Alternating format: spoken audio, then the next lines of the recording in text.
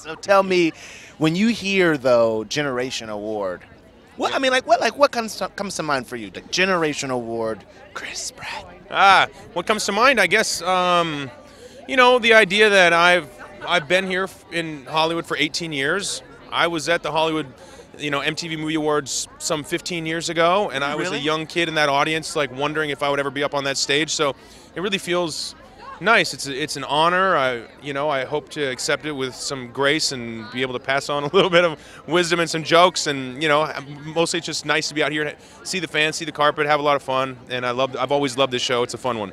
It is a fun one. I feel like it's one that also that feel like draws out some of the biggest names in Hollywood, clearly. Oh, yes. But when you think back over your career, which of your characters would you say is most like Chris Pratt? Is there one that's like, actually, that wasn't really a stretch. That's pretty much all me. I feel like every one of them is kind of all me. Yeah, not all me, but like we have the same soul, you know, and just the events of our lives from birth until the moment you see them have been vastly different. I think we can all be shaped and formed by our environment and the things that happen to us. And so, like, each of those characters are essentially me if I just had lived the backstory that I create for that character. I want to ask you a question that I actually thought of when we were on for Jurassic Park. Yes.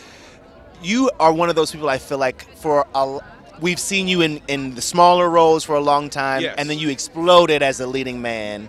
Were there moments for you before the leading man happened where you were like, I don't feel like, is it going to happen for me? Is that what I want? Well, did you struggle with that ever? I know exactly what you mean. I never struggled with whether or not this was what I wanted, this career.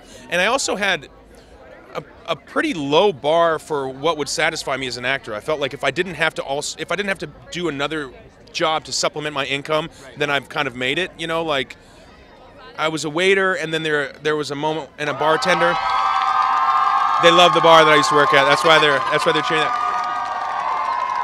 But then there was a moment where I didn't have to do that job anymore. That was about 16 years ago, and since then I was happy to just ride that out. As long as I could just act as my job, I felt like I made it, and so everything else has just been lots of cherries on top.